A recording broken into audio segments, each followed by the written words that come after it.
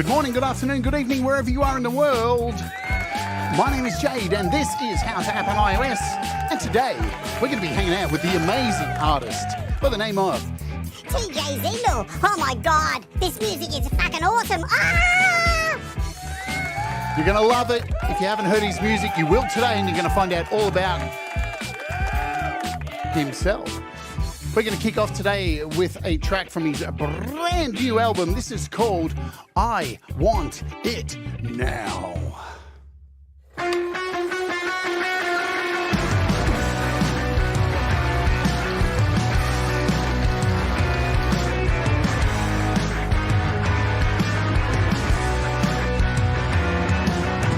Wolf me sheep, hey, it's nice to meet you. I got the plan if you want a teacher. Blow out the fuse and then blow out the speakers.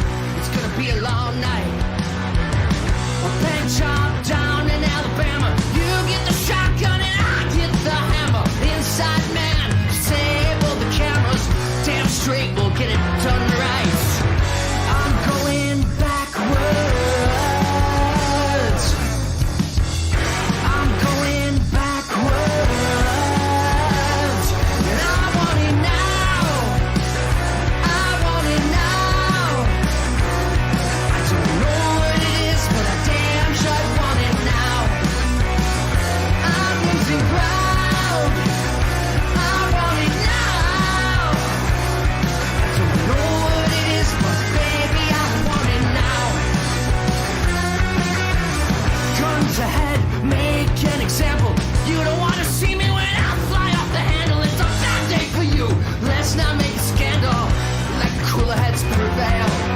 Cheat me, wolf, you better not be clever. I'm 3 steps ahead. My hand on the lever, my foot on the throat. Hands to your tether. Don't you touch the law. I'm going backwards. I'm going backwards. I want it now. I want it now. I don't know what it is, but I damn sure want it now. I'm freaking out. I want it now. I don't know what it is, but baby, I want it now.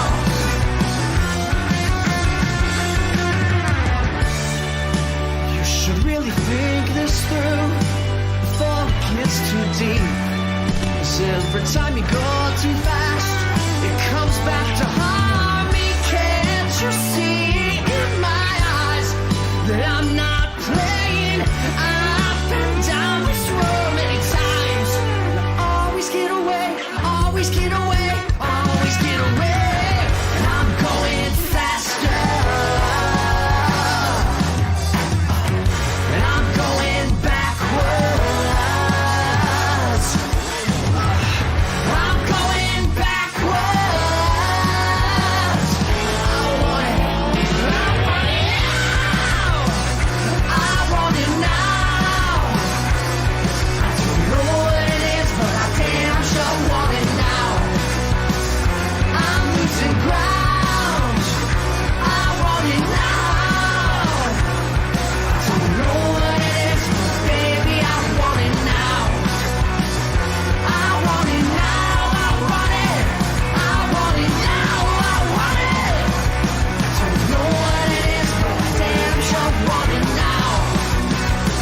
I want it now. I'm going backwards.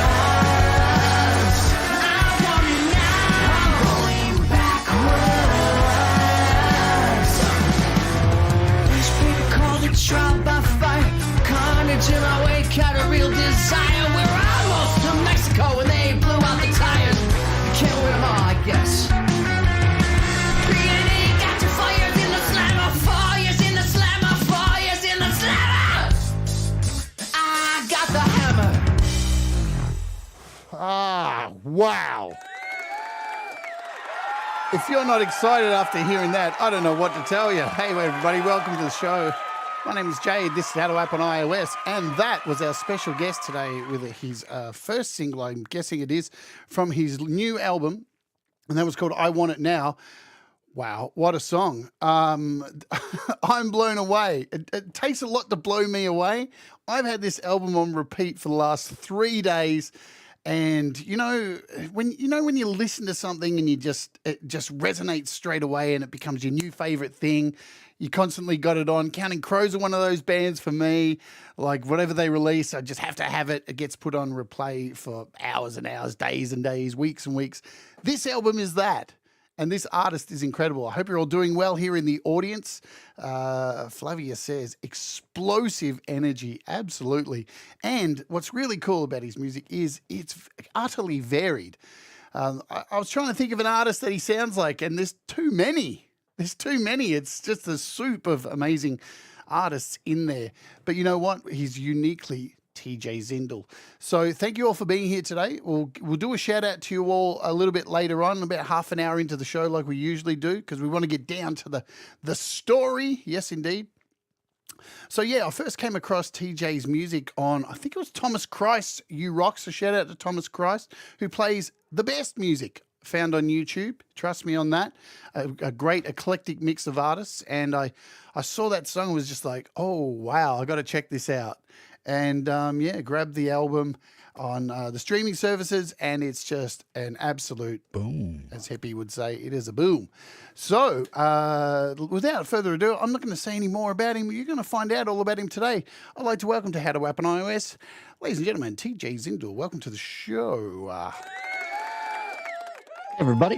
Hey. How you doing, Jade? It's good to be here. Thanks for having me. I'm doing really good. Thanks for asking. And thank you for coming on the show. I've got so much to ask you, but I'm going to start off with asking this. What does music mean to you? Wow. A direct line to every emotional outlet in the universe. It's I mean, that's, when I was growing up, when I found music, I started playing trumpet at 9 and then, bass and guitar like 12 and 13. And then I started hearing, Radiohead and Pearl Jam and Counting Crows. I'm also a huge Counting Crows fan. We could talk about Counting Crows for hours. Yes. I actually toured with those guys for a minute. I believe that. And I'll drop some names in this interview if please do. Just cause. It's one of those things when I was listening to your music, like the other night, and I had the album on repeat like 4 times while I was setting up this show. I just kept thinking, this dude's got to have like opened for some pretty big acts. Like you can just feel it in the way your voice comes across, the way your music comes across. So, who are some of those artists? Who have you done that with? Sure. I was in a band out of Buffalo, New York called Last Conservative. We put out 4 records, 2 really good ones. And we, toured for about a decade. We were on a record label called Good Caramel Records, which is run by Robbie Takehack, the bass player from the Goo Goo Dolls. Wow. So we did a summer tour where we were playing amphitheaters with the Counting Crows and Goo Goo Dolls. We're doing a co-headlining tour. So we did like a month on that tour. We actually opened for Bon Jovi at the arena in Buffalo, New York in like 2007, 06, 07. Last Conservative won XM Radio's best, I think, unsigned band of 2006. And Bon Jovi was doing a run of a tour for the Have a Nice Day record. And they had like local bands as direct support in the towns and stuff. And they were doing it through XM, and we had won that award, and we got to open for them, like direct support. And yeah, so we played in front of about 14,000 people. So that was the biggest show. So Last Conservative, are they, can you, yeah. Is this, you can still get the albums? Is this Yeah. all of it? Am I on the right page? Yeah, that's us. Yes. Yeah. You can get them all the streaming services. They're all on iTunes. They're on, all of them. So sick. Well, I've got more homework to do now. Oops, I'll bring it back here. Well, that's exciting. There's so much more because you've played in a handful of bands. We'll get to that. Let's ask about. Let's go back a little bit. Let's go back into the past. When you're a kid, do you remember the music that was played in your household by your parents? And who were some of those our artists? Parents. We had a lot of kind of top 40 radio. So, a lot of like I didn't really get into my own music until like the early '90s, the Seattle grunge thing, you know. Right. But growing up, you know, I remember a lot of Whitney Houston and, you know, Paul Abdul and, you know, like whatever was on the radio. Um, uh, and then, you know, when Seattle happened, then it was like, oh, okay, cool. That's what I'm gonna do forever now. Once I saw Excellent. Eddie Vedder dangling from the rafters and was the live video, even if, like, I know he did them in half those early videos. And that was like, oh, that's what I'm gonna do forever. So Man, I saw Pearl Jam here in Australia, and it sold out. It was at this horrible place called the Melbourne Myer Music Bowl. It's definitely not catered for a rock band, and they had all this sure. hurricane fencing around the place, and it was so piss poor that everybody just knocked the fencing down and just got in. Everyone got trampled. It was so exciting. It was who gave a shit about the songs? It was just so exciting to be a part of that whole. Yeah, we're riding at Pearl Jam. The last ride I'd been to was a Metallica concert, so it was interesting Oh that yeah. Pearl Jam riot. So, do you remember the first album that you purchased as whatever age the first album and was given to you as a gift? Okay. The first cassette I bought was Vanilla Ice, Ice Ice Baby, Oh yeah, which was a great record. I don't know. You know, I still vividly remember, and that was like the first time I ever heard, you know, half the shit that was going on that record. Is pretty gnarly. The first CD I bought was Collective Soul, Hints, Allegations, and Things Left Unsaid, what a which great was album! you know, is a great record. Yep. The first one that was given to me, I don't know. I'm drawing a blank on that one. Yeah, Probably a cassette, probably from Pearl Jam or maybe Radiohead or something. I don't know. So that's what I would guess. Vanilla Ice was awesome. I saw Vanilla Ice. I scammed free tickets to a Vanilla Ice gig. Oh wow. Because I worked in this irony, a foam store where we sold foam, and their road Mhm. crew came in. They needed some foam to go onto their turntables for that night, and all my bosses were out at lunch. So I said, "Hey, here you go. Here's your foam. I won't charge you if you give me some tickets to come and see Vanilla Ice." And I was not a fan at all. I wore my best death metal T-shirt there, but my Nice. my Was that when he girlfriend was doing the? Was that when he was doing the hardcore metal kind of No, years when no, he sort of no. got heavy? It was Ice Ice Baby. It was way Okay. back when. Yeah, it was way Wow. back, and he had the big That's cool. parachute pants on, and they had all the Sure. dancers. My girlfriend loved it. She got to meet him backstage. I was just like going, I only did it for her. So the things you do for love, you know. Yeah. Right. Right. Absolutely. So at school, was music a part of your school? Did you have like a music section at school? Were you forced to play music? And did you play the recorder? Yes. Played the recorder in third grade, which I loved. Brilliant. I started trumpet in the summer of third grade, going into fourth grade, and trumpet took over my world. You know, I was pretty good at it until guitar got in the way, and then I realized, oh, I want to write songs and express myself more so. But yeah, so I was in all the school bands. I played in the pit for all the musicals. I played with the orchestra. And every year, the big thing was the battle of the bands at my high school, Lancaster High School, which we went to every year. And it was like, that was the highlight of the year. So everyone would be starting bands and like, that was my world for those 4 years in high school, was preparing for the battle of the bands at the end of the year, you know? Nice. And we won our senior year, which I think that you eventually kind of have to win if you do it enough times. It was one of those things. But yeah, I took it super seriously. So trumpet and then guitar, music was pretty much the most important thing once I discovered that I could do it, you know? Yeah, absolutely. I mean, I have a lot of people on this show, and it seems a lot of people that I've had on start out in choirs, funnily enough, or church choirs. There's a real Yeah. big list of people who started in church choirs, but it seems like in the US, not a lot of schools had like a serious music course. Here in Australia, the music's pushed really hard from when I was a kid. I don't know if it is now. Hey, I'm 50 now, so I don't really know. But yeah, I was lucky enough to go to a school where you had music everywhere. You had radio. If you wanted to do radio, there was music and theater and all this stuff.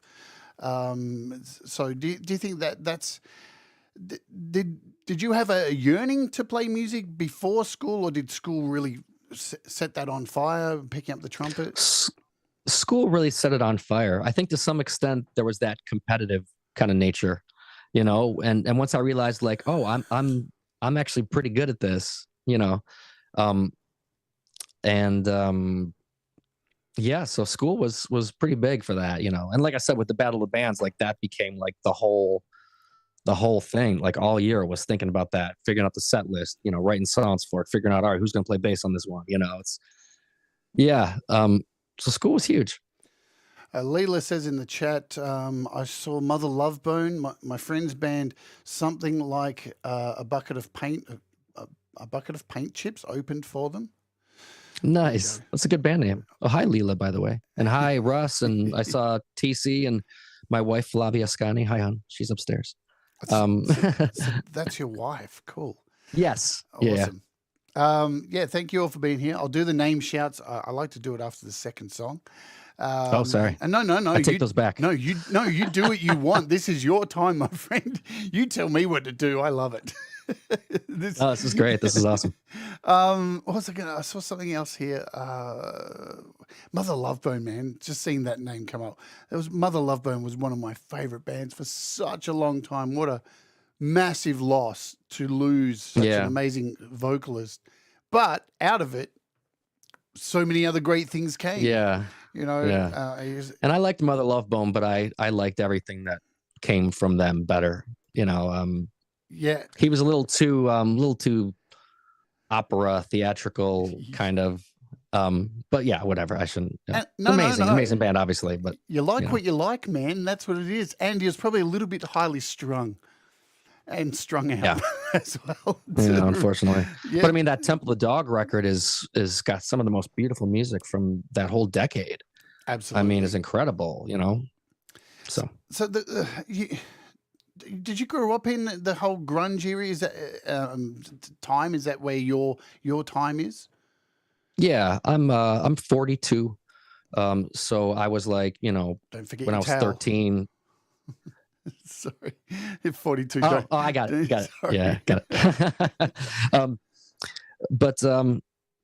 Yeah. So yeah, I was 12, 13, 14 when all that stuff was going on, and those are such vivid years for music. Whatever you kind of like in those, 11 to 15 or 16, like that tends to really encompass your musical tastes.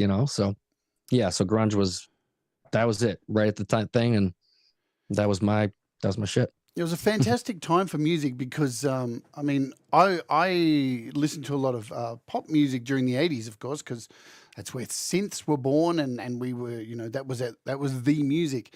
But then I found metal very quickly. Somebody put some headphones on me, and I heard Slayer, and that was the end for me. Yeah. There's no turning back. But the 80s was really full of excess. And when I think of the 80s, I think of Hulk Hogan all the time. Feather boas and just, yeah, brother, everything was just excess and cocaine. And then all of a sudden the 90s came, and there's this huge come down and this angry come down. Like the heroin was the drug of the decade. Yeah. Yeah. There's always that the pendulum swinging, that reaction to whatever was before. So, and when I was growing up, like I remember liking the Motley Crue videos, but I also remember being like, why are they acting so crazy? Like they should be nicer to the people in the videos or whatever. And it's like, so that excess, that thing, when I remember watching it on TV, it was like, oh, okay, fine, I guess, if you want to spill champagne in the jacuzzi, but so then when the other bands came out, it's like, oh, they're wearing what they wore earlier that day. They don't have like a separate wardrobe with stage clothes, like, Poison or whatever. So yeah, that really spoke to me, was that more raw, real stuff. So. And why do they treat women so badly? Like if they tried to do the stuff they were doing then now, Motley Crue would be cancelled like that, It's interesting too with the 80s, I think, where everything was so colorful and flamboyant and over the top. I mean, you had artists like Boy George and Poison would look like girls on the front of their album cover. And now these days, there's all this woke trans stuff out there, and me being trans too. But now that kind of thing, whenever that's expressed, it's looked at as evil now. And it's like, holy shit, 30 years ago, folks, we were like paying millions of dollars to people just to do this on stage, you know? Sure. The pendulum does swing very wide and weirdly on this planet. And thank God for that, because we'd be very boring. Yeah, it'd be very boring if it didn't swing that way. So do you recall, well, of course you're going to recall, what was your first band name? My first band was called The Conservatives, which ended up becoming Last Conservative. I started that band in like 96, right, when I was about 16. Actually, I had a band before that called Thirst, technically, although we never actually made any music, but we had an album cover that Nick, my buddy Nick Snitecki, I think he's in the chat. Nick actually played drums on a record I'm putting out in October with a band called Starts With a Con. So he did the album cover for Thirst for the album that we never made.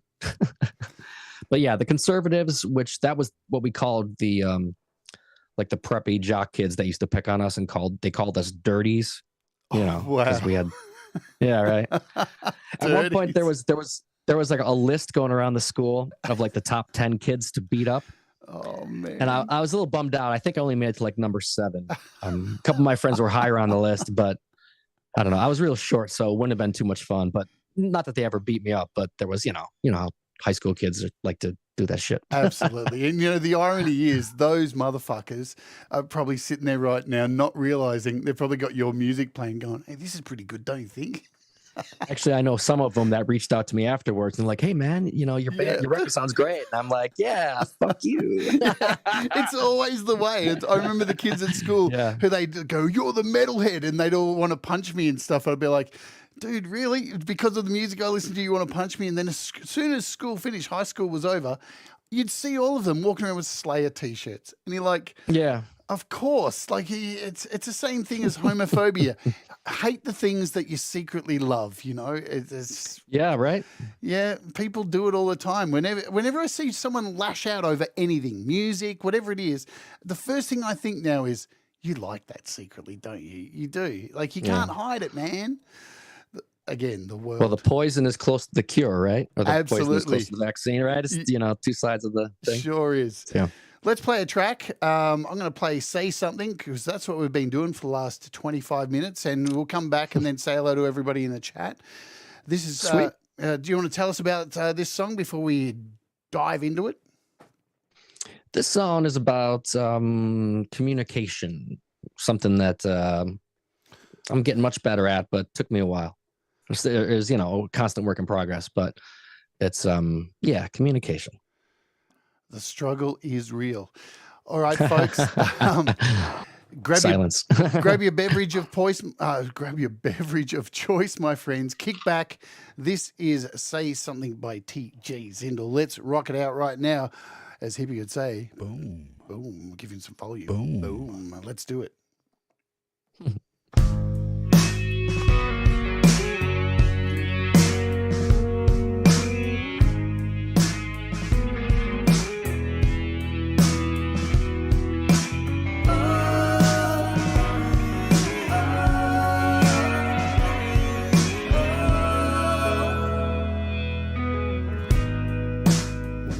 Time you've let me down with your cold indifferent ways. You're working every angle now into disarray. This is no ordinary circumstance. This is rubber meeting road. No back doors, second chances, and I think you know, but you pretend not to show. So why don't you say something? It's written all over your face. How can your skies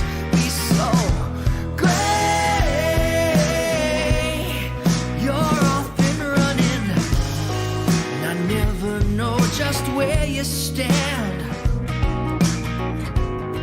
but it's always shaky ground. You're always reaching for a helping hand to pull it down. Somewhere there is a disconnect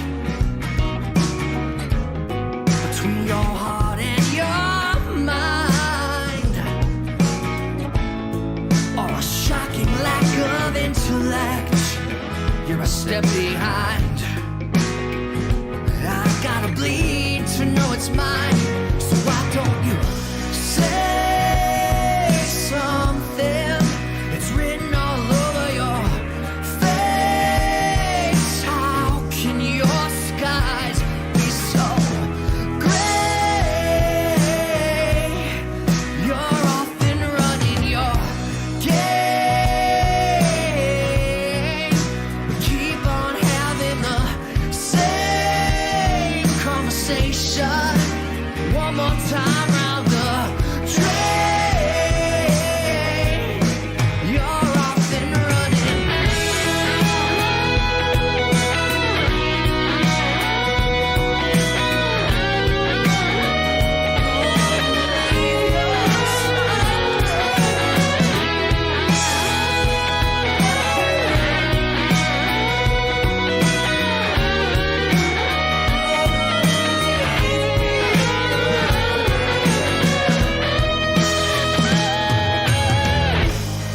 The longer that you drag this out, the harder it will be.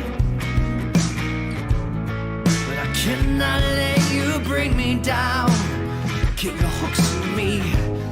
Take a perfect opportunity. Oh, run straight into the ground. This behavior is nothing new to me, and I'm sleeping sound as your whirlwind spins around. So why don't you say something? It's written all over your face. It's right there in your eyes.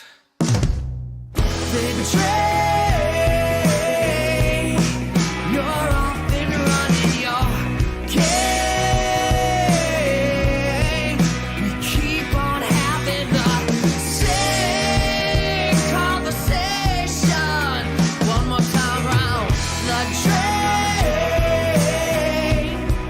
You're often running. One more time, you've let me down. One more time, you've let me down.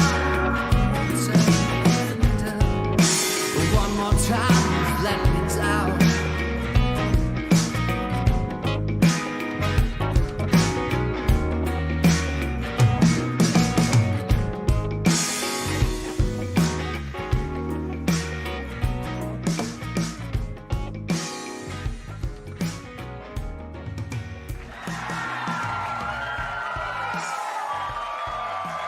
Fuck me drunk. How good are the drums on that track? Dude, how good is that song? How good is everything on that Thank you. song? Like everyone in Thank the you. chat absolutely agrees. Look at all the comments. Russ summed it up. This is the sound you should be aiming for. This is what you use for a reference track, folks, when you are mixing stuff. Trust me, this is what you reference to find a vocal that has passion and storytelling and feeling. That's the shit that gives you goosebumps right there. I'm not bullshitting you, man. Like, it's very rare to find these kind of albums, and you've got it. Thank you. I always loved the passionate, singers, the ones that felt like they were right on the edge of breaking down. And that track, actually, I recorded the vocals directly into the iPad Pro in GarageBand. Yeah. Like, there's not even an exterior mic. I've got a pop screen my wife made, and like I just sang it. I got to the point where I was like, whatever limitations I have, the pandemic, everything had just shut down. So I'm like, well, I'm just gonna start cranking out tunes. And then what started as demos, I'm like, well, these are actually pretty good. And you can never beat the demos. No. So it's just like, we'll just make the demos the album. There you go. Absolutely. Yeah. Absolutely. All right, we'll talk more about the album. Let's say hello to everybody. If you haven't said hello yet, please type something in the chat so I can grab your name and put up on the screen and say hello. And I'll run through and try and catch you all. Hello, Hugh Caldwell, Russ 8889, Audible Video. Hello, Liz, Lily Pillies is Class Act, Forest of the Wolf. Who else do we have? Thomas Christ is here. We've got Lou Realities here as well. Let me go scroll back. Princess LDG was here as well. I'm not sure if she still is. Kim Hardin Hudson, Barry Glenn, Frank Terzo, who's coming on the show in a couple of weeks as well. The Mix Club, and let me scroll. Where are we? Scroll. Conspiracy Music is here as well. Flavia's here. Your wonderful wife is here. And I think it was your friend Nick. Was that his name? Was here as well. Yeah. Trying to catch everybody. The way they have comments here for my OBS is so bizarre. It's the way I have to cheat to do it. But I think I've got if I haven't called your name, type something in the chat now, even if it's the word something. There we go. Deep Gravity put a dot. Thank you, Deep Gravity. You rock, man. Thank you all for being here. We've got 23 of you kind souls hanging out. You guys rock. Thank you very much. All right, Thanks for coming, everybody. Yeah, absolutely. You guys are fantastic for being here. And fill in the chat. Oh, and by the way, if you are a Wart Warrior, if you're a member of the channel, you'll notice there's a TJ Zindle emoji in the chat. So fill the chat right now if you're a member, full of TJ Zindle emojis. Definitely. Really? I got an emoji? Yeah. Every artist comes on and gets an emoji. So you can become a Wart Warrior by joining for $1 a month, and you get a whole handful of emojis and stuff, which I change every day. That's awesome. There they are. There's the emojis. There's the side profile of you singing into the microphone. They're kind of small, so you kind of look like a penguin in a way, or a bird. Hey, I'll take it. I'll take it. Well, I'll be the rock penguin. Absolutely. Thanks, guys, for putting them in there. We got a few people putting in some emojis. We love our emojis here on the channel. All right, let's get down to it. So you start playing live. I'm guessing you really started playing live in the conservative band. What's that like? You're playing in bars, you're getting ripped off. Is it the usual thing? You're paying your dues, you're traveling. How's that work? Because I've been in America and no, it's such a wide space to tour. Tell us a little bit about your early days touring. Yeah. Well, I started, shows in 96. My first show was at a club called Nietzsche's in Buffalo. And the very first real show I played, it was packed. And I was thinking oh, this is awesome. It's going to be packed. And, and then the normal show thing comes where, you get your 6 friends if you're lucky. But Last Conservative, we toured all over America with a bunch of different bands. We toured with some of the emo bands for a while, like Boys Like Girls. So yeah, we played a lot of different stuff. Live shows are always the best feeling in the world. I love just leaving it all there on stage, and that's one thing that I've always been really good at, is regardless of if there's 2 people or 2,000, I bring every ounce of whatever I've got, and I just dump out my pockets, and that's it. And I just leave the place, hopefully with the roof intact and drenched in sweat. Yeah, you seem like that kind of artist. You definitely seem like that kind of artist. When I was in the US, I was in Minneapolis for a couple of years and got to play in Chicago, and we had a van and did the long drives and stuff. So I'm guessing you did all that. Have you? How far across America have you toured? Have you covered the whole of the US over the years you've been playing? The whole of the US. And then I joined a band called Erin Zindle and the Ragbirds, which is my sister's Erin Zindle. She actually made the I Want It Now video. Right. And she's an amazing songwriter. And I play guitar and sing with that band. And we've also been all over the country. We actually played in Japan, a bunch of shows up in Canada. But I've been, I think, to 40. I think I've played all 48 of the continental states in some shape or fashion. That's sick. Yeah. So I love touring. I love just, and that was the thing that I wanted to do. I'm like, if I can just find 50 people in every town I can just go there and play my music, and that's all I ever. Once I saw that as like a possibility, it was like, well, I got this whole. I'm done. That's all I need, And even still, like I still love getting in the van and driving for 6-8 hours and the whole experience, and yeah, and then going and playing in front of strangers or friends or fans or whoever, and just or the bartender, and and winning them over by the end of the night. That's the best feeling. As we just said, you come across as an artist who does leave everything on stage, and I want to talk about this because I do think it's important for people who are maybe starting out as musicians and things like that. How important do you think it is, like even if there's only the bartender there, to make sure you put on the same show every night? Like, do you think it's everything? It's 100%, because the people that see you when it's just them and a friend, those are the lifelong fans that you make. If you play in front of a bar of 500 people, like, people may dig it, but there's all these other things going on. But if you can just play into an empty room and just hit that back wall with the same intensity that you would, like you're saying, if it's a stadium or whatever, that's everything. That's everything.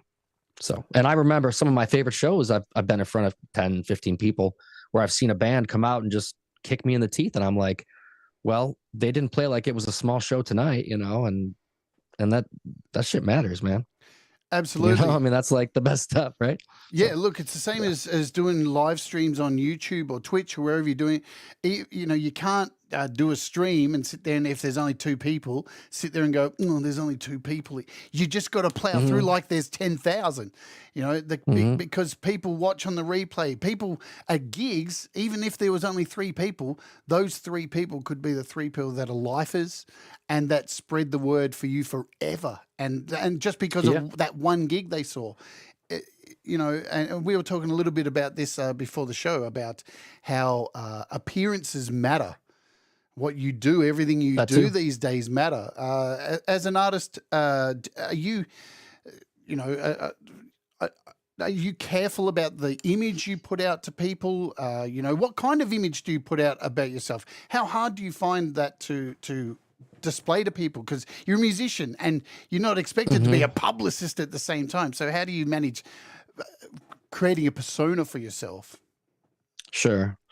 That's a tough one, because you can take it seriously up to a point, and then you also have to like not take yourself too seriously, because you'll just drive yourself bonkers. Yep. If you're like, oh, do I have the right socks? Do I have different colored socks? Is that what's in?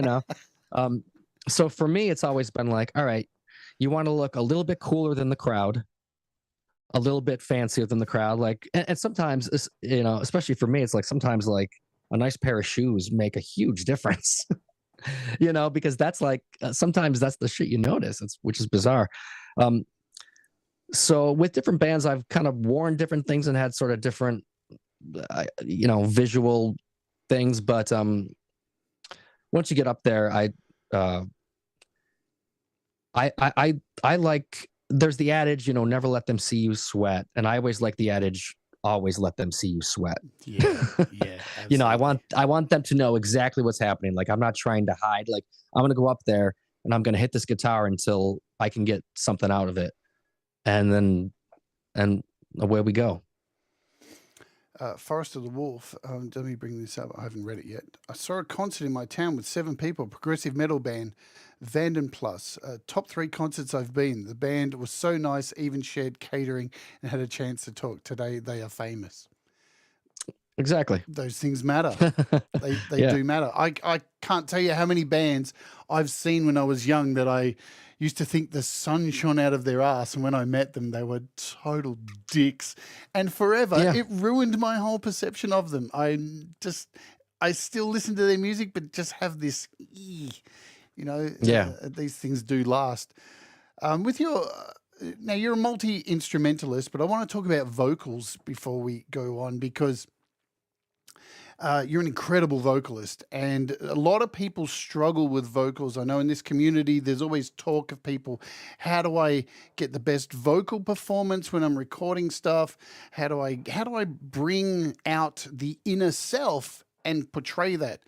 Do you have any tips for anybody? Because I can hear with your vocals, you're very much a storyteller and you feel stuff. Do you have any tips for Hmm. people on how to, in their home studios, to get that best performance, to pull out who they are, what they're trying to say?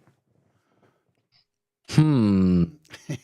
Tough ones That's a today. tough one because for me, the being able to access like my emotions and my passion always came very naturally with music, mainly because all the bands I listened to were all very passionate singers. So it was like, okay, that's what it is.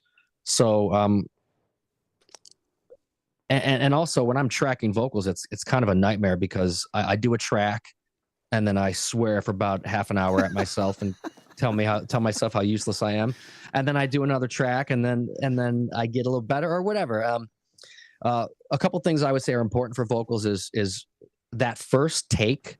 There's magic in that first take energy. Yes. So take that seriously. Like just put up a mic and whatever you do, make sure you go all the way through the end that first time and save that track because there's going to be something in that track that you're going to fall in love with. That's what I've always found is that first take is very important, especially if it's like a new song. Because you can over analyze stuff and kind of wring the life out of it if you focus too much on it. And also in the Muscle Shoals documentary, I think it's Percy Sledge. He says whiskey and potato chips were really important to warm the throat and the grease from the potato chips. So since I saw that, I'm like, well, I'll do that too. I like whiskey. I like potato chips. So that's also a thing that has helped for me, because I go pretty hard as a singer. So I don't necessarily have, 40 takes in me. I probably got 6 or 7 good takes as far as like when I'm really going for it. So yeah, I guess make that first one count. That's the best advice I can give. I love Mars Capone wrote, it's terrible advice. But you know what? The advice, it's interesting because we cling to these things sometimes, these little things that they turn out to not so much maybe help us, but it's the comfort blanket of going, I've got that thing I do before I do the thing that gets me through. And you may have some professional, classically trained singer go, that's totally wrong. But it's like, shut the fuck up. It works for Is me. Mars Capone saying Percy Sledge of when a man loves a woman is wrong? Because I don't think so. But is that bad advice? I mean, I don't know. Maybe it is, but No, I don't think so. I think anything that helps you get to your destination is good advice because we're all unique, And I love that. I totally agree with being doing this for a long time. You will understand saving those first takes. I agree with you 100%. There's so many times you go, this is just a demo, I'm just fleshing it out. And there are so many times you will go back and go, why can't I recreate that first vocal take or that first guitar? Because sometimes the sonics happen and you can't match that sonic, or even if you've double tracked some vocals and they just create this sonic harmony that you go, whoa, it sounds so wrong, but so right. Yeah, it's definitely a thing and that's why I think Pete Johns, who's just joined the chat as well, says, hey, Pete, save often because you'll find gold within the stuff that you think is shit. Yeah, and Pete's videos were super helpful to me in making these last 2 records that I've made in GarageBand. Like, I would run into a problem and I'd be like, oh, how do I do this? And then I'd search it, and there's a perfectly explained 5-minute clip of him going through it, and cool. Now I've got that in my toolbox. And so, yeah, I'm super thankful that, and he's obviously where I kind of discovered this community of musicians and singers and songwriters and everything. And so, yeah, huge shout out to Pete. Absolutely. We've all got our Pete Johns story. Our Pete Johns origin story, as we call it here, because we all found this funny little dude sitting there in his little studio, just rabbiting away, going, "This is how you do this, all right, cobber." He never says the word cobber, but I just like saying that. But look, Pete's amazing. I got to have a coffee with him last week in person, which I love catching up with Pete. and Oh, that's his great. amazing wife, and he's an amazing dude. I know. Pete's just written, I love when Jade calls me little. Well, you are compared to me, Pete. I'm so much taller than you. It is what it is. Let's talk about how this album was recorded, because Yes. when we first jumped on this call today, I was like, man, it sounds like it was recorded in such a big studio. It's got such a big studio sound. I had no idea. How was this recorded, TJ? So I recorded it all on GarageBand on my iPad Pro. Like I said, about 6, I think at least 5, maybe 6 of the tracks, all the vocals were done directly with the iPad mic, which I eventually, I got this SM7 and I got an AKG 214 that I started doing some of the other vocals on.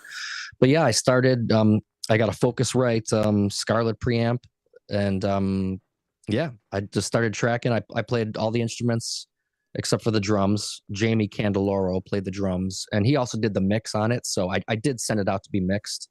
And he did an amazing job. The drums are mind-blowingly good. He's such a tasteful musician with such great ideas.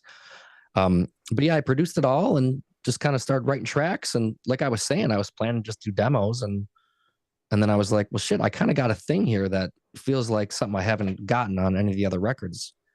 And I felt a lot of freedom just doing it in my basement. I'm in my studio room where I've got my guitars, and I just did it all down here, just mostly on my own, and just worked it out. It's bizarre, you know, because when you said that to me before the show, I still don't know why I do it. I was like, what? And here I am. Well, to for be fair, years. a lot of it is. Oh, sorry. No. A lot of it is how good the drums sound, and that's because. And he tracked the drums in California, and he's got his own studio, but it's like a house studio, so none of it was done in like a big studio. But funny enough, "Say Something" that you played is the only track that we did this on. But Jamie had gotten a new, a tape machine, full analog setup. That actually was apparently Adam Duritz's old machine. Oh my God. And so that one song, which is part of why that song has a certain extra vibe, a certain extra thing, was because he ran it through this tape machine just on that one song. So, which is pretty cool. It's bizarre because when you mentioned it, I was like, what? And it's funny because I've been making music on iPad since 2012, but yet I'm still blown away at when I hear something that's really amazingly produced and recorded, that it was done on this piece of glass. It still is incredible. And it's fascinating that, I don't know if you've come across this. I've talked about this with other people many times. Even when I was in the US, I came across this a lot because I was meeting all these bands and people I'd done some shows with. And some of them had heard the album I was working on, and they were like, wow, I really love your album. Where are you recording it? I'm like, I'm recording it on my iPad. I've been, and every one of them rolled their eyes like I was some kind of loser. They're like, all right, on an iPad. And then they kind of cut me out. Buddy. They cut me out the conversation. We went back to we record in studios. I was like, you wankers, man. Yeah. And also, odds are in the studio, you're feeling that pressure, and there's all these other people around, and it's kind of harder to get, especially with vocals. Like I really track better on my own because I can just do whatever I want. If I need to yell at myself for an hour until I get it right, that's what I'm going to do. And if I'm in a studio, if I'm paying, $60 an hour, I can't have an emotional breakdown there. And that's part of the process. I used to love having an emotional breakdown, and while I was paying somebody, it'd be like, you want my money, dude? You're going to have to deal with my temper tantrums when I screw up vocals. So screw you. But then, that's the best. But then I got a reputation as being difficult to work with. So that's all right. I probably got that too at various points. I don't miss studios. I remember the last album I recorded in the studio was 2005, and we paid like all up, I think it was $17,000. And by the time we got out, and that was over like nearly 2 weeks, and people got sick during it. So, and by the last 3 days, I had the flu. And you're paying for it. You can't change the time. So I had to go in there and retract vocals with a cold, and we actually, because this is back in the days when we didn't have digital, it was all tape. We had to slow down the tape for certain bits, and I had to sing it going, "I'll take it," like that, and then speed the tape up. Wow. And I mean, it worked. You can't even tell, but like, you know, but because you've paid for it, so you've got to push through the cold. These days, Sure. you can just go and play Spider-Man on PS5 and come back to it when you're feeling a little bit better. Yeah. And studios are great if you've got like a band that's like fully ready and can track it all live. Like there's magic in that too, Yep. for sure. But if you're just kind of doing it on your own or whatever, it's the way to do it is to wherever you can do it most comfortably. I think that really matters. So Absolutely. Yeah. I'm going to play another track, and we'll come back and talk Cool. about songwriting and all that kind of stuff, because I'd love to know your processes, Sure. processes, whatever. I'll just make it up as we go now. So this track I'm going to play is "Waiting Out Your Hurricane." Do you want to give us a little bit of flavor on this song? Yeah, this is my attempt at a Pearl Jam versus era sound record, which I think that's one of the best records of all time. Their second record is so just brutal, and the songs are great, the guitars are great. So yeah, and that song is just about just trying to survive chaos around you and being like, all right, well, this is happening, but I got to get through this, so I'm just going to wait out your hurricane. Excellent. Let's do it, guys. This is "Waiting Out Your Hurricane." We'll see you back here real shortly. Boom. Boom.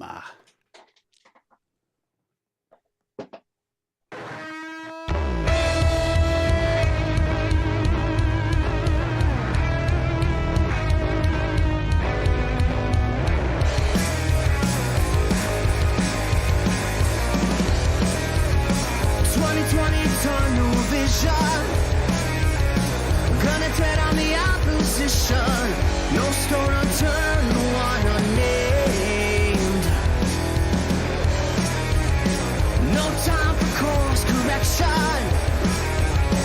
Double down on the old direction. The wolf's faces are the same.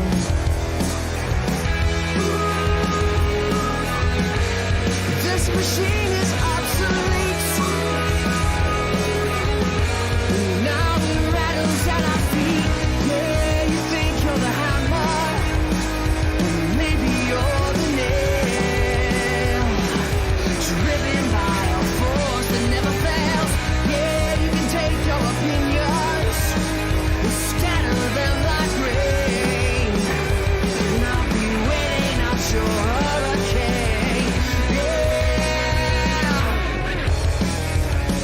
Pylon, we found a new target. Marching orders from some new starlet. And it's going viral as we speak. Battle lines for the new offensive. Grab your rocks and hurl your invectives. Your vicious game of hide and seek.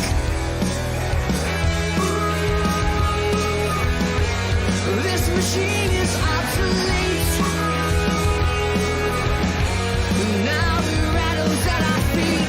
Yeah, you think you're the hammer, but maybe you're the nail. Driven by a force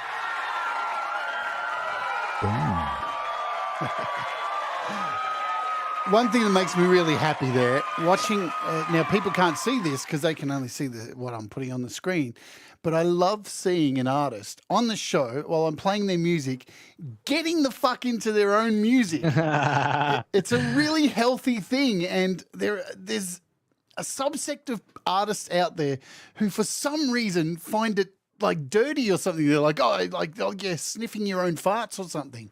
And it's absolutely healthy. What are your thoughts on that?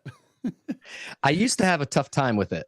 Like I used to have a tough time saying, "No, I'm actually a pretty fucking good musician." Like that used to be a sentence I would be incapable of saying in my 20s and 30s, and now it's like, no, I'm a good musician. That's a great song. Yeah. That's a fun track. That's an exciting song. And a lot of it is like, again, Jamie, the drums on that track are just amazing. And I did the bass on. I've got this beat up Austin like $100 bass that's barely in tune, you know. And so I loved the way the bass turned out on that track, and yeah, it's a great track. I'm happy with that one. The chorus is just killer. Leela says, "Thank you." Leela says, "I keep noticing different feels and bits of killer bands in there." Yeah, that's the thing that sucked me in. There's so many of my favorite artists in there that I can't even name them all because there's so many. It's again, I'm just going to say it again. It's rare. I, in my opinion, very rare when you find those albums that you hear straight away and go, oh, this is my number one. This is my favorite now. This is going to be on rotation. I'm not just pissing in your pocket. Thank you. That really means a lot to me. My friends know that. Like, you know, it takes a lot to get me sucked in. I'm really proud of this record. I really worked hard on it. And yeah, it was nice to have an outlet during the shutdown. So it was very important for me to be able to do it. And I'm going to be putting a second record out this year, which I'd never put out 2 records in a year. So I feel really proud of that too. So it's bizarre. And this is where I was heading next. 2020. Let's go there. I normally I do have a section in every interview about this because it's a major milestone for all of us in the world. And all the time I bring this up, for all of the death and pain and suffering that went on, there was a whole lot of amazing stuff that came out of that time period, because for those of us who were able to go, all right, well, we have to take this break, it was almost like a chance to exhale in a world that seems to be spinning out of control every day. And some great music came out of this year. How did you use this music to get through 2020 and all of the shit that went down? For sure. And it was just super important to have something to do. And when the shutdown happened, I felt like my brain was clear for the first time in years. Yeah. Like it felt like all this background noise had vanished, and I felt just this clarity. And then I just started writing songs, and I wrote another, the Now Let Go is 9 tracks. And I wrote another at least 10 for that record. And I'm about to put out this record starts with a con, which is another 10 tracks. And so I've just been probably writing the most in my life since like my early 20s. So yeah, it was super important. That and my wife kept me sane, so. Nice one. Yeah, look, without the pandemic, I wouldn't have started this channel. I know a lot of people wouldn't have got back into music. So it was an amazing period of time seeing so many people in this small community. It seems like a big community here across all the YouTube channels of iOS creation, that kind of music creation. But we're only a pin drop in the ocean. There's probably about 600 of us kind of throughout these channels. Probably a little bit more, but just that small amount of people seeing them explode creatively, it was a really beautiful thing. And as I said, I would not have started this, and I'm so happy I've got to meet so many artists and see so many people and be a part of that. It was fantastic. So we're both obviously fans of Counting Crows, and Adam to me is like a god lyricist and vocalist. And it's weird because like their first album came out. I'm just going to be a bit selfish now talking about Counting Crows because Let's do it. they deserve more accolades. But their first album came out and everybody remembers Mr. Jones or Round Here. And then it's kind of the conversation dropped off. The mainstream people I run into, not a lot of people know anything else about them after that. Where I think some Maybe of their, Long December. yeah, But yeah. yeah, those But that second record is my favorite one actually. it's amazing. Because it's and the deep cuts, like I'm Not Sleeping, Elizabeth. Another Horse Dreamer's Blues, Goodnight Elizabeth, genius track. Anna Begins from the first record, genius track. Murder of One, genius track. Omaha. Actually, my favorite song off that is probably Perfect Blue Buildings off that One of first my record. faves That is just, it's, oh God, it's amazing. Although, to be honest, I didn't like the last record. It didn't do anything for me. And that was the first one that I felt kind of that thing from. But it's interesting too. Maybe the pandemic maybe played into when people are super creative, when there's no pandemic, and then a pandemic hits, they're not as creative. Maybe it's the opposite for some artists because it did feel a little maybe ran out of ideas. What I love with Counting Crows is the interplay between albums of previous songs and stories that pop up, previous characters, and the drawing back on things. I think that's really what sucks me in, and the way he sings. Man, he just tugs my heartstrings. I think there's a live version of Round Here that has Omaha and Perfect Blue Buildings combined into it. It is just what the hell. Yeah. If you're not crying after that, you're a heartless slob. Like in my opinion, it destroys me. So, with your songwriting, what's the process for you? Like, are you writing lyrics that? Are you writing lyrics first? How do you put together a song? What's your process? Usually I start with the guitar line or guitar part or a set of chords. Like I'll generally start with the music first, and then I'll kind of figure out, like what I try to do as soon as I get any sort of melodic idea, I throw up a mic and I try to sing whatever phonetically, like whatever I'm hearing. I'll try to get that idea down again, because like I said, those first couple ideas are crucial. Yep. And then I'll usually in that phonetic kind of demo singing, like I'll find some ideas in there, or there'll be a couple lines that'll pop in. Like with the song I Want It Now, there's a line, you get the shotgun and I get the hammer. And that line was just right there immediately. And that's a song that I wrote as a character song. Because anytime I have like a heavy song, like I'll sort of, my first set of lyrics will be like random tough guy from an 80s movie lyrics, like I'm gonna mess you up, I'm gonna kick your ass, like whatever, just stupid, like tough guy, just because that's what the vibe. And then I'll write my own lyrics. But with I Want It Now, I actually was like, oh, this song's about a bank robbery. So I just wrote it about a bank robbery. And that was kind of a first for me, to not just write from my own experience, or not just write from my own emotional reference point. So yeah, and then the music will kind of lead me somewhere lyrically, and then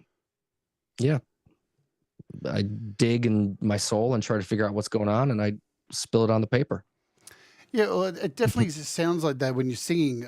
I mean, I'm sure everyone's going to agree. There's something about, and I like to think I can pick these things up, that you can hear when someone's almost crying through their lyrics. It's a really hard thing to do, it's, you just can't make it happen. But I can hear that in your lyrics. I hear that like with Adam from Counting Crows, and a lot of that influences for sure is that. There's like Raining in Baltimore, when you can feel like he's about to weep. I love that shit. Yeah, it's almost like the vocal is going to break any moment, and there's going to be a sobbing lip. It's very hard to do, especially like in a studio and having all those people around. I mean, we have an opportunity in home studios to be able to really dig deep and do that stuff and sing like there's nobody watching. I mean, because there literally is nobody watching. So I'm bouncing all over the place today because I am excited. If you haven't been, no, this is great. This is awesome. So on your Apple Music, so you've got 2 albums, is this right? Yes, 2 of my own solo records and with a single in between called Harvey. Yep. Um, Now, but yeah, and I put out 4 records with Last Conservative, mhm. and then I had about a 10-year break where I didn't put anything out, which was really tough for me. I moved from Buffalo to Michigan, and I joined my sister's band, and we were playing about 150 to 200 dates a year, so we were on the road a lot, and I just kind of ran dry songs for about a decade. Like I'd have snippets or things that were kind of half-ass, and I would try to do stuff, but it took me a long time to get back on the horse. How did you break that funk? Was there anything you did in particular to get out of that and be able to crawl back into music? Um,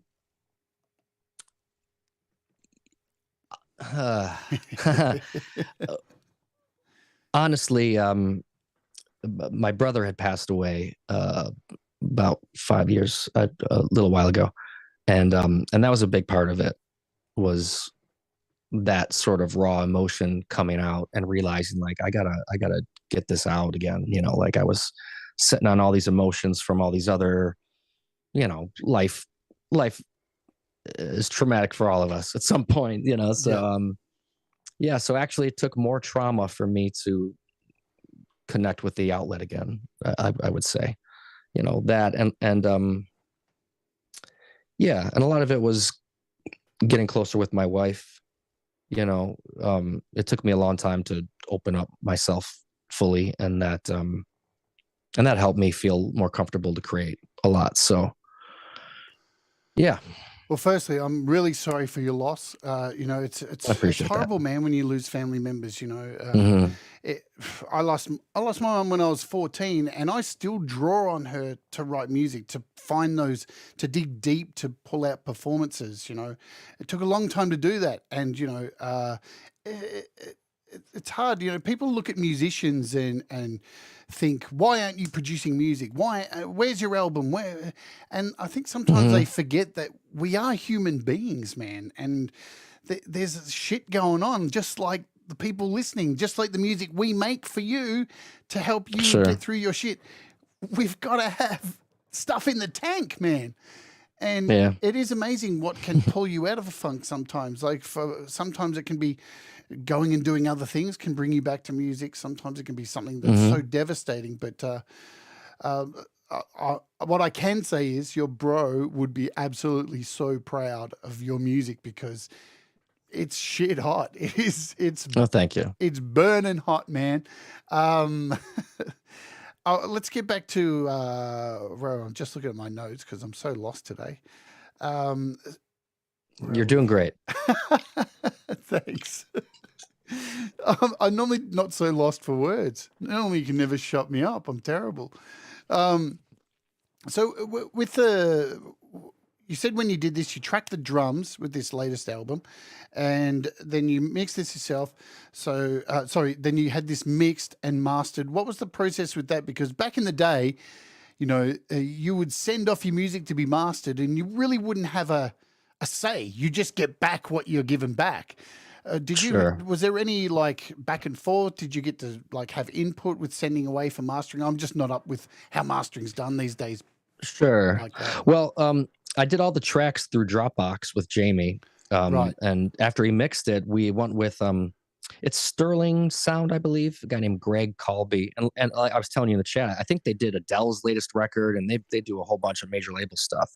So it's definitely the best mastering I've ever had. Anytime I had mastering done, I was like, oh, well, it's louder, so I guess that's cool. But it didn't sound better. It just sounded, oh, cool. Well, now it's not quieter than the radio or whatever.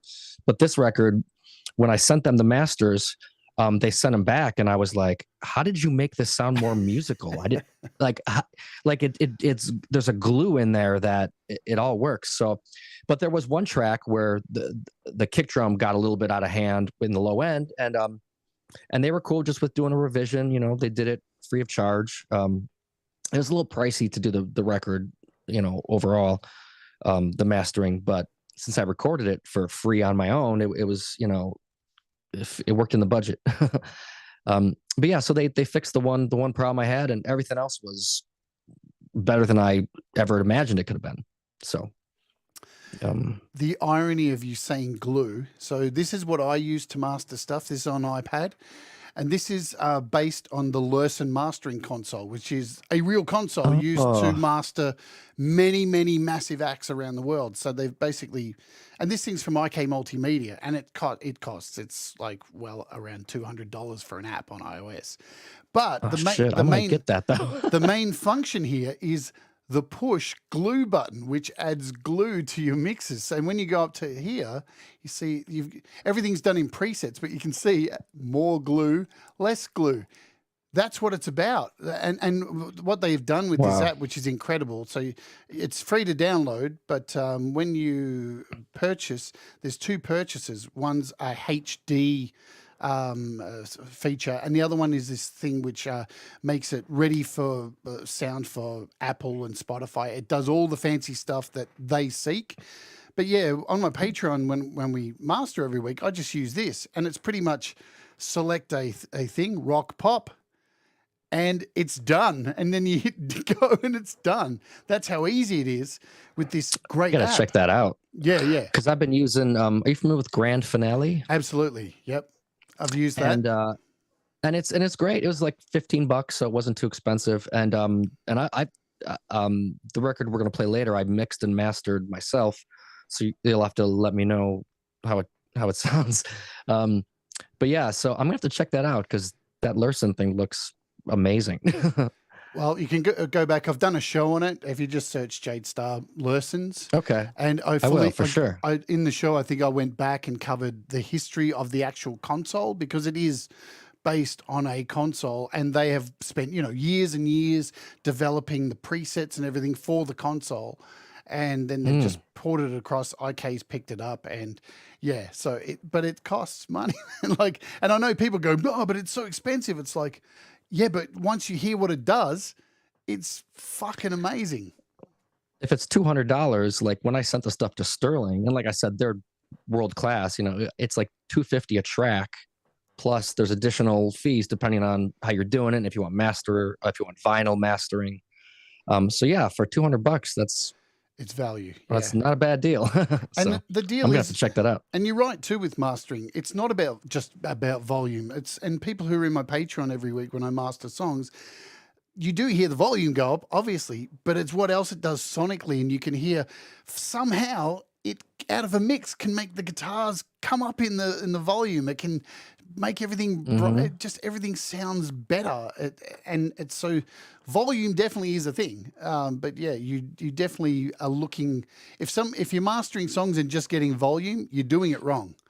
That's definitely the thing. So, and I think mastering. It's interesting because mastering back in the day seemed much more important because things were on vinyl and even now, if you're going to release vinyl, you have to do a different kind of master because the sound is different in vinyl grooves compared to a digital mix.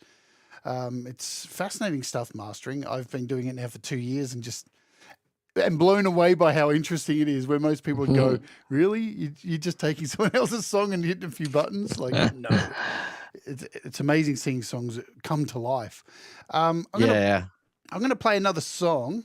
Let me shut down Lursens here. Make sure it's not running in the background. Let's do this. What time is it? So we've got 3 more songs to play. We want to play your 2 new tracks. So let's play The Ghost. You want to tell us a little bit about The Ghost? I think this is my favorite track on the record.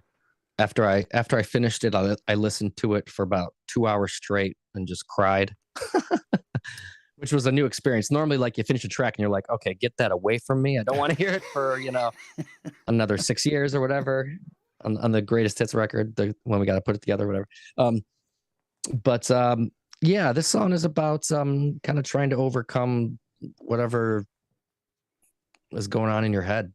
I guess it's, sort of about that feeling that's kind of there and trying to negotiate with it and tame it, for lack of a better description. I don't know. Awesome. You guys are going to love this track. This is The Ghost. Let's do it. Boom.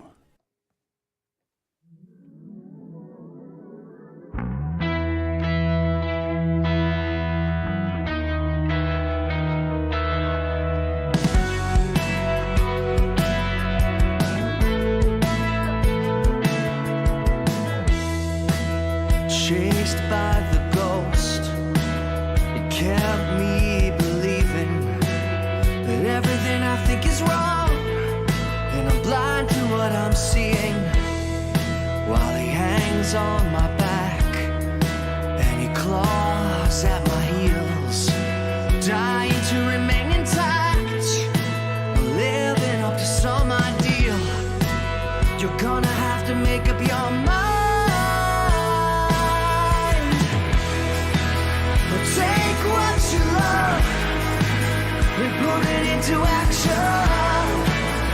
Fuck them if they think you're wrong. They always sing that bitter song. Take your mistakes and put them into action. Fuck them if they think you're wrong. They always sing that bitter song. They always sing that bitter song.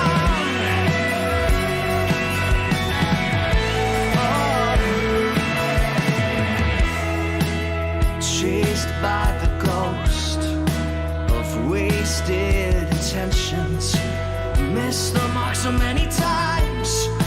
The aim is now in question. While he seizes the points and drives it deeper. But I didn't hear no bell, and the comeback is always sweeter. You're gonna have to make up your mind. Take what you love and put it into action. Fuck them if they think you're wrong. They always sing that bitter song. Take your mistakes and put them into action. Fuck them if they think you're wrong. They always sing that bitter song.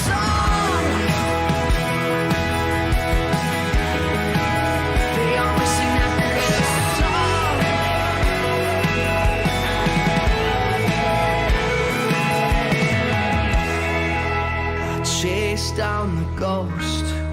He wanted reason after reason.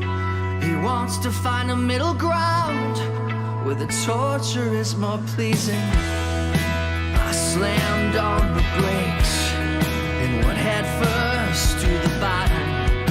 Now the only way to go is on with the memories long forgotten. You're looking for the one way out. Take what you love and put it into action. Fuck them if they think you're wrong. They always sing that bitter song. But take your mistakes and put them into action. Fuck them if they think you're wrong. They always sing that bitter song. They always sing that bitter song. They always sing that bitter song.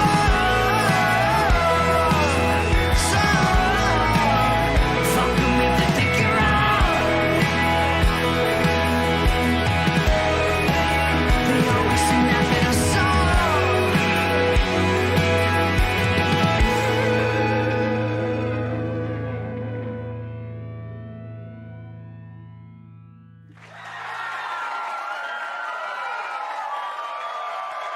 Every time I hear that song, I cry, and it got me again. Fuck them if they think you're wrong. Dude, that song I love that. It's my favorite song.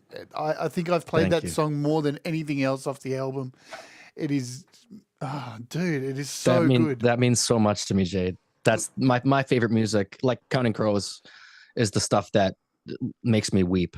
There's the new, are you familiar with the band The Mountain Goats? Yeah, man. They just put out a new record. Yeah. That's the best band in America It's right really, now. The yeah. best songwriter. They put out a new record a couple weeks ago. There's a song called Training Montage. And the chorus is, I'm doing this for revenge. And it's like, and I just weep immediately. I'm doing this to try and stay true. It's so good. So I love having that impact emotionally as well. So thank you. Yeah, look, I write songs exactly the same. I know people who know what I write here. I write from the heart, man. And if you don't like it, fuck you. Like I try and write so it cuts, you know. And it's You write great songs, Jade. thanks, my you do. friend. Thanks. And I'll tell you that the one cover you did of "I Wish I Was a Girl," the Counting Crows song, was like one of like. I might cry a little bit just thinking about it. Like I when I saw that, I was like crying because I'd heard that song a lot, but that's kind of one of those weird tracks that I feel like they didn't play that alive a lot because it's a weird track, you know.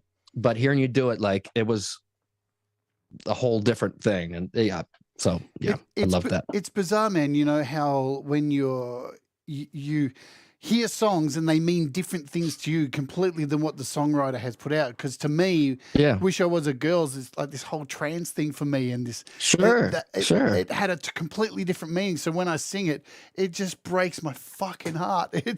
But I know it's totally beautiful. not Yeah. about that at all. But you know that doesn't matter what it's about. It's what it means to you. You know, it's. But I felt that when I saw that, that was like one of the most powerful live things that I'd seen all year. Like it was, Thanks. yeah. So Mr. Smith writes. Mutual Admiration Society. Cheers. Mr. Smith writes, "Hi, Jade. What a song to come into the show for me. Loving it. So everybody loves it." Awesome. Leela says, Thank you, Mr. Smith. Leela says, "I'm not crying. You are." Of course. Thanks, Leela. Brilliant stuff. I love being moved by music. It just is what it is. Let's talk about so finding YouTube. So we discussed that you found Pete, and you know he's obviously instrumental in your creativity, like a lot of us. And as I said at the start of the show, I first heard your music on Thomas Christ's show, and was like, "Who's this? Who?" And I recall I didn't put any fire emojis in the chat or anything like that because I was already on your channel subscribing and going, "What the fuck is what?" And I have to find out more. I don't have time to put fire emojis in. How's the reception been coming into this little world we have, this tiny little slew of? How have you had any other feedback from other people who've reached out or let you know how good you are? You know, it's been awesome. Like surprisingly humbling. Like you know, I feel pretty fortunate that everyone has been liking it as much, you know, and I've gotten a lot of, you know, and it's always a very encouraging community, which is great because, you know, you can get told you suck anywhere. But so yeah, it's pretty amazing, you know, because there's some amazing songwriters and great songs. I mean, yeah, it's a great collection of people with really good open hearts that just want everyone to create more, which is maybe the most beautiful sentiment, you know, on the planet in some ways, right? Of just like, no, take something that's in your heart, make something of it, and we're going to love it because we love creativity and we love connecting. So it's pretty amazing. Yeah, it really is. It has been an amazing journey, especially the last 2 years with the pandemic and everything. When Pete first started YML, I remember him messaging me and saying, "Oh, I'm thinking about doing a show where I play people's music." And I was like, "You better think about that very carefully because once you start that, man, you're never going to end that show because people love hearing their music." And they do. But what's been beautiful about it is when he first started the YML, there's a lot of people who, you know, were finding their feet musically. And to hear the progression of people getting better, it's one of the things that makes me live for this shit. Just hearing people get better. It really, I don't give a shit about my music anymore. Like, I feel like I've been doing this so long. It's like, whatever, man. You know, I think you get to a point, I know I have, where I've got to play in America, I've got to tour around, do all this stuff, amazing things that, you know, I just cherish so much. And now it's like about this and seeing other people grow. So I find it incredibly inspiring every day just to see people get better and better and better and better. And when somebody isn't so good, being lifted up, you know. Because it's great. I mean, you and Thomas and Ron's channel and Jeff Metalhead Hippie, I mean, what you guys do is soul nourishing. Like that's the real shit, you know, like you do that and you could tell that all of us leave that show feeling like, okay, this is cool. Like I'm doing something, you know, and it just feels good. It really does. To find people that are in the same boat. And like you're saying, watching people get better is incredible. And there's some people, I mean, like Brad Example is an incredible songwriter. Sick Sad Snail. One of my favorite new acts. I know. I don't know, like the guitar playing and like the sonics and that. I don't know if it's a guy or not. I think it's a guy. I thought I saw a video. I don't but care. I love it. Incredible, like mind blowing. And his guitar phrasing, he does stuff where it's like he does all these things that I'm like, I've never heard this with this energy. And you know, it's rare you hear different guitar things. I mean, Pete's a great songwriter. Thomas is a great songwriter. Yeah, you know, Leah's a great songwriter. I mean, Lori's Mishmash is awesome. She's fun. Oh, absolutely. Yeah. It's just great, you know. It's like, but everyone's just got such a great vibe, you know, and that's in short supply these days. So I'm pretty thankful that you all do this. Well, me and Russ, we got so sick of all the positivity. And Russ, I mean, Delicate Giants, that some of the most beautiful cosmic journey music taking is amazing. Well, me and Russ started our own show, which happens every 2 months on this channel for members only, called Sunday Roast, where instead of you sending your song in to get praised, we shit all over it. And I was really surprised. Oh, I want to do that. I was really surprised at how, like, we did it to try and create a counterbalance, because sometimes you do need a counterbalance and have a bit of a laugh at yourself. And that's the idea behind it. And we were so surprised when we did the show, because I think we've got 45 members now. The people in the chat, all the members, were worse than us given the roast. They were roasting the shit out of each other. It was such a fun night. Was it an attempt to be constructive, or is it like, are you making up things that you don't really believe just to be mean, like a normal roast? Yeah, absolutely. Okay. I think. Okay. I mean, I felt terrible. Some of the stuff I said got the video demonetized because it was so harsh. They fully demonetized it. I think I called the Wolfstone studio, I called them assholes. And I love them so much. But that's the whole point, you know, we were all just going at it. And Kim Hudson was the worst. She was off her rocker. She was so nasty. But we loved it. It was awesome. But she's talented. I like her stuff too, for sure. I think I saw you. There was one where you got one of Pete's Play My Fire beats on, and you played a Kim Hardin track maybe a month ago or something. Yeah, and that's right. Yeah. And that was the first time I'd heard her, and I was blown away. So, well, that's what I do. Every time I enter Pete's Fire beat, I have somebody else's song to play. So nice. I just think that's a thing. It's a nice thing to do, because we can get our song played anytime, but to pull someone else's song is. So think about that, guys. When you play your Fire that's generous. beat, pick someone else's song, but pay forward. It's a nice feeling. I'm going to start doing that. It's a real nice feeling. Yeah. All right, let's talk about these new projects. I'm going to bring them up here. Now, which one do you want to talk about first? Let's play Fair Street. So this project is called Starts With a Con. It's with my good friend Nick Snitecki and my other good friend Brian Maish. And it's literally the first record they've ever made. Nick plays drums and Brian plays bass. And we had time during the pandemic type of thing. And we were like, you know, we all got GarageBand. Let's just do a demo. Brian actually sent a text in our group text that we always make fun of each other and stuff. Was like, we're writing a song this weekend. So we did.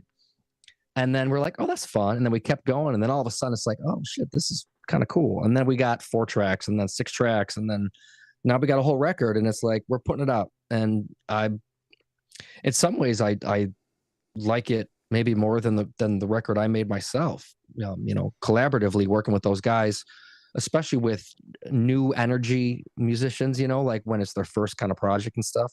There's all these different things that happen because you don't know the rules, or you don't know whatever, right? You don't have these other preconceived things. You're coming in with all this baggage. Oh, you're good. You're good. Sorry. It's making this record was awesome. Sorry, it's SoundCloud. It always starts a song without you asking it to. It is the worst thing. Yeah. Oh, shit. SoundCloud's a bitch. Sorry. So before we play the song, you touched on something there that I think is really important, and I try to do as well, is to have other projects and other styles and things to do to keep the brain fresh and not...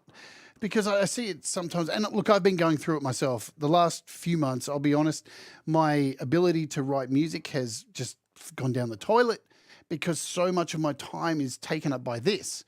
And the struggle is real. And no matter how seasoned you are, it fucking crushes, man, when you seeing everyone else doing it and you're like, why can't I get anything else out?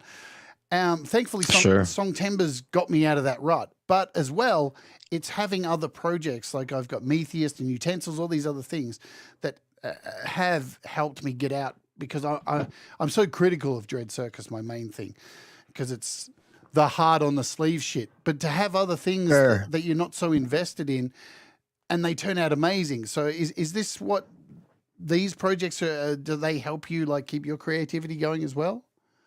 Yeah, this is some of the best songs I've ever written. The second one, actually, these two songs I think are two of the best songs that I've ever been a part of. And yeah, it's just coming at it from a different angle. There's different things that there's a lot of freedom when you're not necessarily singing everything directly, like you said, hard on your sleeve. Like, here's my soul. And sometimes it's like, all right, here's a song about whatever, our grandparents. So yeah, it was super exciting energy wise. And there's an energy on this record that I'm still really surprised by it, which has been amazing. Like, those two guys are awesome. And we did some stuff that I can't wait for y'all to hear it. And let me know how the mix and master sounds. If everyone's got any opinions, I'm happy to hear it, because I mixed it, mastered it myself, and perspective is always a little tricky. I'm sure it's going to rock. Now, I've intentionally not listened to these. Oh shit! Yeah, man. I wanted to have some surprises. I'm so excited. Yeah, this is a debut. This is the first time we're sharing these songs with the world. So absolutely, we'll close with the other one today. So this starts with a con, Fair Street. Let's do it now. Make sure everything's ready to go. And we'll see you back here shortly. Thanks, Leela and Thomas, for putting links to all of TJ's stuff. They're all linked down below as well. And I will add the conservatives and stuff like that in it later on. So let's do it. Premiere right here on the channel. Sweet. Boom.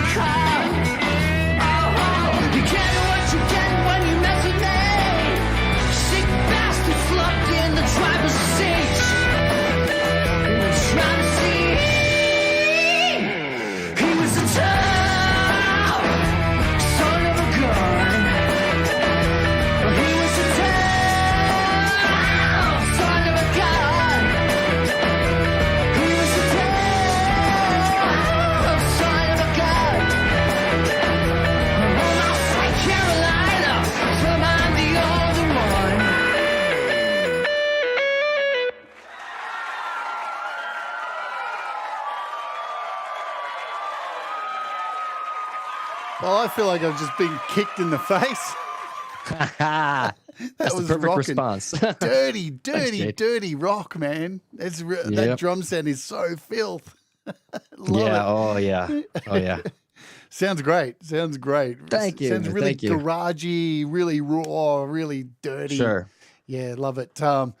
I think, what did Joe write? Let's scroll back. Epic drums, kind of Led Zeppelin-y.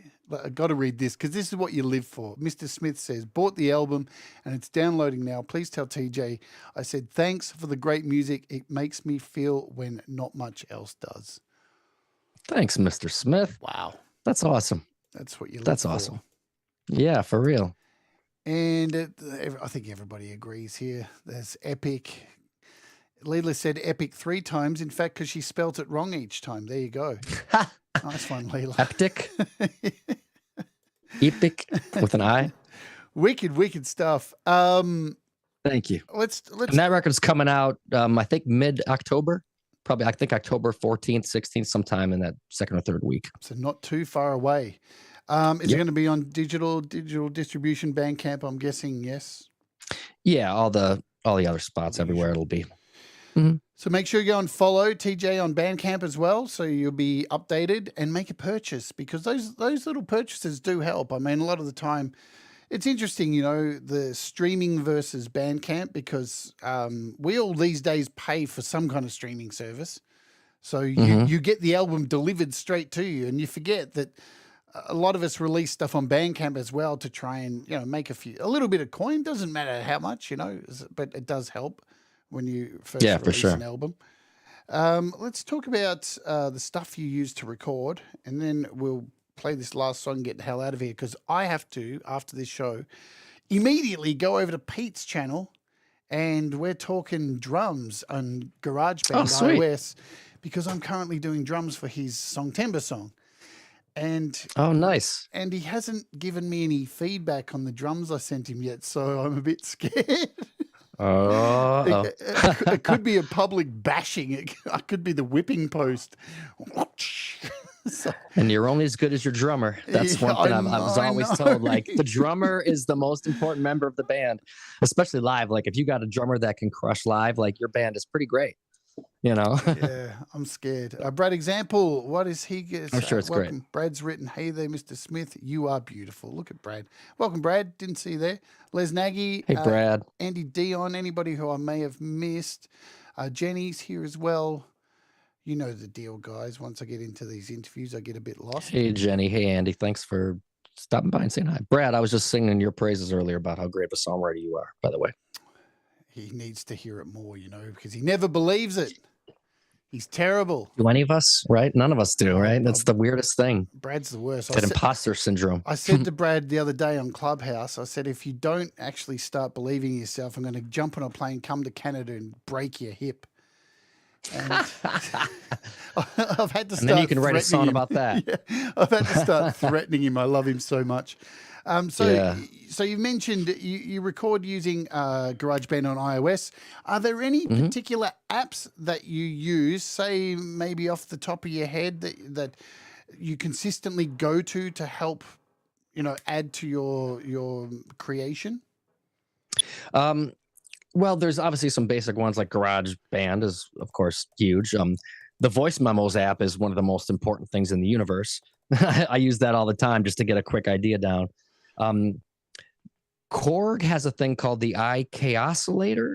Are you familiar with that? I am. Which is a fun sonic experimental thing. I was enjoying the Grand Finale mastering app, but now I'm gonna have to check out the Lursen one. So maybe I'm gonna have to remaster the whole record now.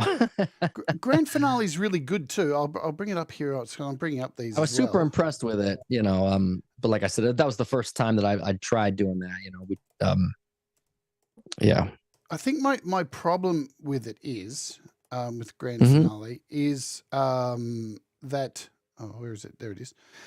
Is that Clevgrand make amazing apps, but the thing is with Clevgrand is a lot of their apps are built on algorithms. So everything's hidden and behind the scenes. So you kind of get what you're given and you can't really get in and fine tune it to yourself. In them making it easy to use, it takes away some of the power to really mold the things you want to do. Kind of like how GarageBand iOS doesn't allow you to turn off limiting when you mix down, which sucks. Kind of like that. But yeah, the other good mastering app, what is it? It's called Final Touch. Final Touch is great as well. Final Touch gives you a little bit more control. There it is. It's a bit more expensive. But the problem with Final Touch 2 for people who maybe aren't used to using mastering, it can be a bit overwhelming because you can really fuck up a mix very easily. Yeah. I don't like the look of that one. That one looks very digital and like ugly to me. The Lursen one looks beautiful. So I think I'm going to have to Lursen's is check sexy. that out today. Final Touch is good. There's something about that. Final Touch is good, but there's definitely a big learning curve to it. As I said, it only takes the turn of one knob and you've fucked everything. And you have to start again. But Lursen's is pretty much a one button press and go, and it's like, oh my God, it's amazing. It's amazing. Was it That's about the skill level I want to be at. Yeah, exactly.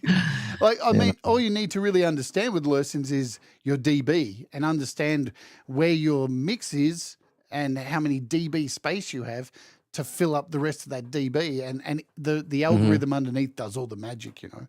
Is there any other apps that you have as a go-to? All good if you we used Procreate to do the album cover. Yeah. My wife actually painted the album cover. I'll just do this. It's beautiful. Well, thank you. So she did a great job with that. This is not glare, but yeah, we made 50 CDs because just in case. But so we used Procreate, which is a pretty good app for editing stuff. So we've had good luck with that. Procreate's beautiful. I've done many shows on Procreate. Cool. And I like the LRC5 is a compressor that I think Pete actually turned me on to in one of his check out these new apps shows.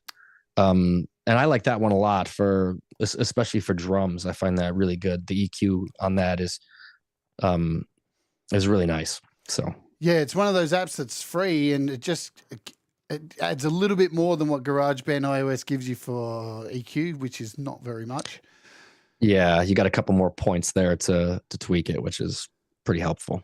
Mr. Smith says, how will I buy a CD? How do I get it? Sorry for the caps, but I'm a little excited.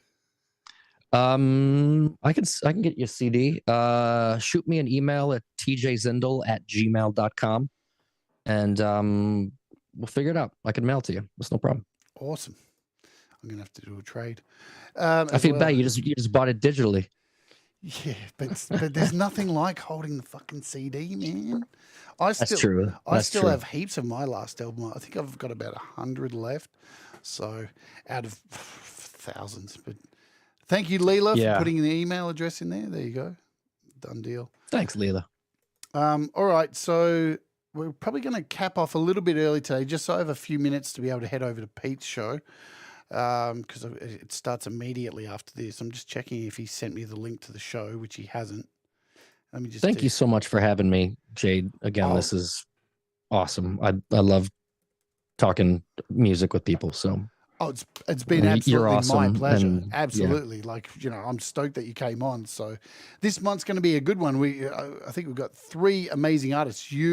We already had Ian on last week. This week, after you, so you're amazing. We've got James Timms next week. And then Frank is coming on as well the week after that. Frank Terzo's coming on. So 3. Oh, that's cool. He's got some good stuff too. Artists. Yeah. You're all super high quality, great vocals. So yeah, it's a big month for artists. Thank you. All right, let's do the final question, which we do every show, which is confusing and weird, but I just love asking it. If somebody was considering becoming creative, when would you suggest that they begin? Whoa. When would I suggest that they begin? 12? 13 maybe? Only because that's about when I felt like I really grabbed a hold of the reins and you're old enough to be able to like craft something, but you're still young enough that everything is exciting.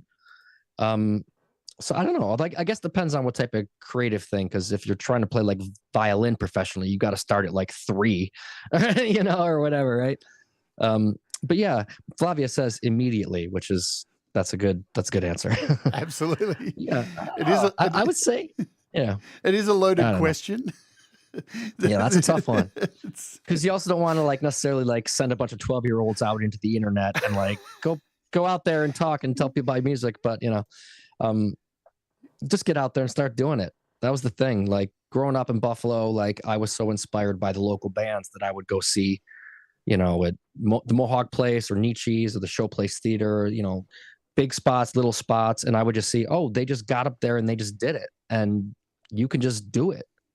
There's no trick. There's no magic. It's not like there's not some mystery, especially now with all the apps and everything to facilitate it. It's like you can just go and, I made 2 records on my iPad on my own. Which is shocking to me, growing up in the studio system and trying to get, labels to cover stuff. And it's like, no, just do it. It is mind blowing.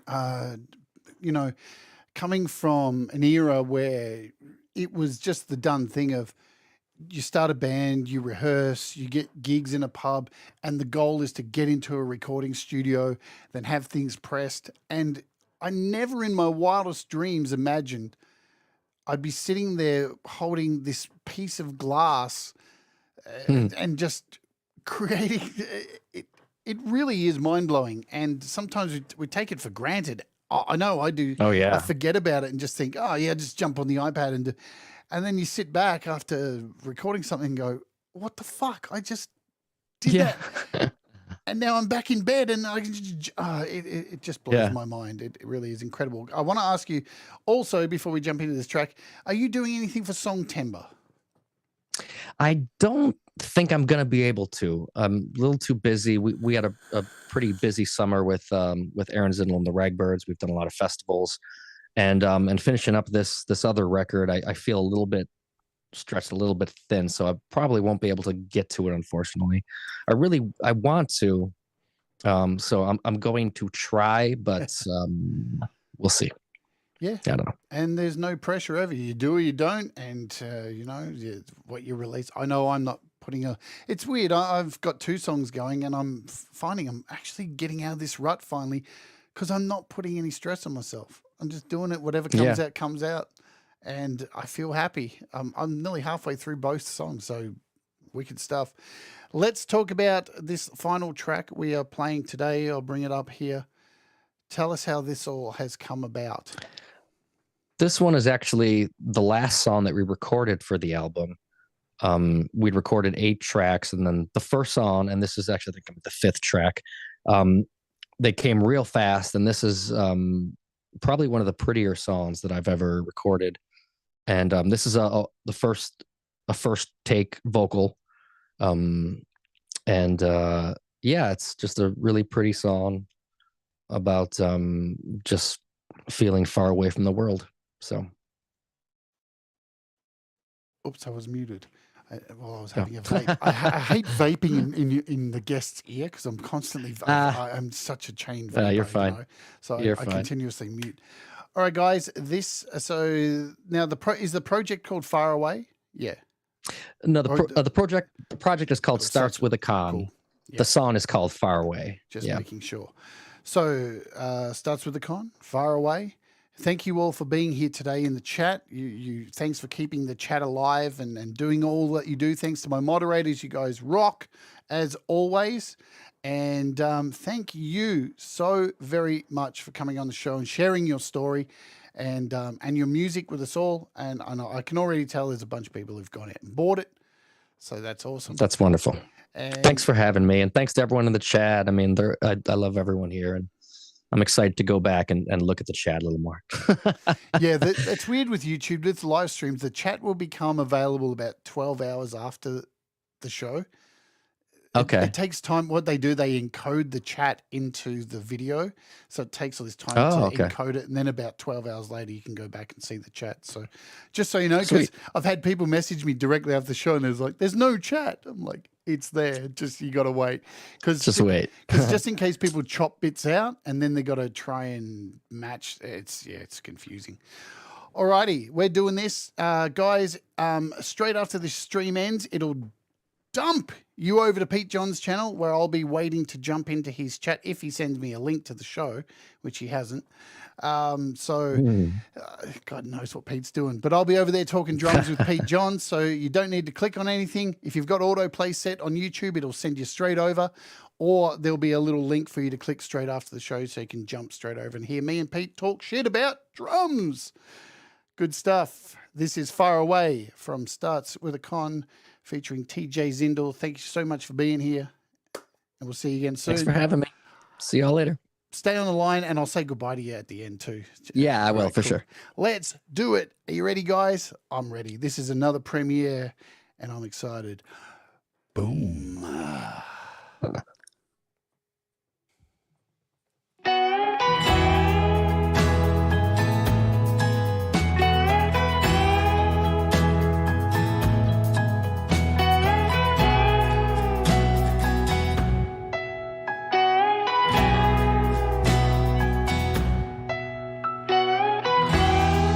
Puzzle piece too worn to fit. Still you make the best of it. Don't know the reason.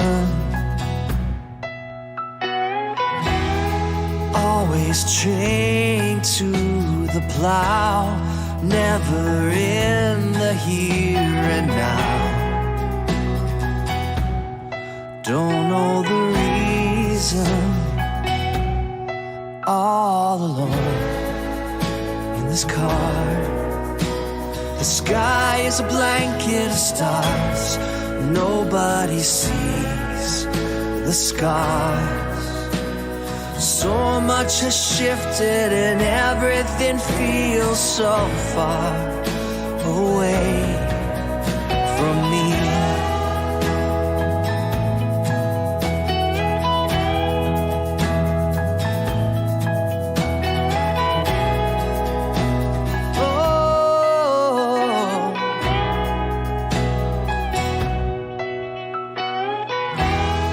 Chapter ends, the day goes by. The longer nights, it hurts to try. Whatever the reason, all alone in this car. The sky is a blanket of stars. Nobody sees the scars. So much has shifted and everything feels so far. A firefly trapped in a jar, going in circles and everything feels so far away.